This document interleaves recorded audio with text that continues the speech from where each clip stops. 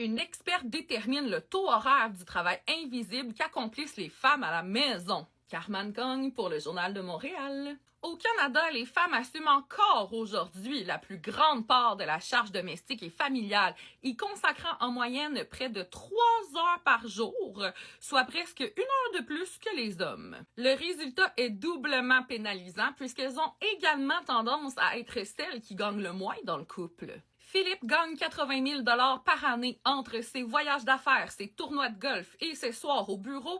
Il a peu de temps pour la maison et les enfants. Il fait le gazon, le pelletage et quelques menus travaux.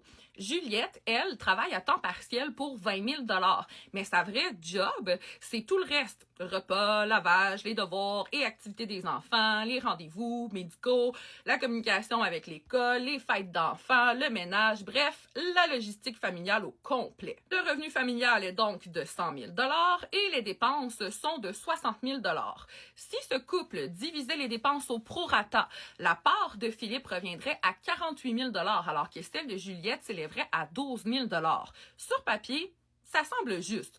Mais leurs portefeuilles disent le contraire. 32 000 d'épargne pour lui et seulement 8 000 pour elle. Selon Hélène Bécotte, mathématicienne, lorsqu'il y a une différence entre la charge de travail à la maison, ce qui est presque toujours le cas quand un couple a des enfants, ce travail invisible doit être pris en considération. Elle a chiffré la valeur du travail invisible non rémunéré en utilisant des données de Statistique Canada.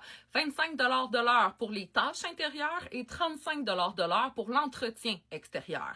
Juliette fait 2700 heures par année de gestion familiale, repas, lavage, ménage, pour une valeur de 70 000 $. Si on ajoute ses 20 000 $ de salaire, sa contribution monte à 90 000 $. Philippe, avec son salaire et ses quelques corvées extérieures, atteint seulement 85 000 $. Si on reconnaissait officiellement ce travail invisible, le partage des dépenses et de l'épargne serait complètement différent.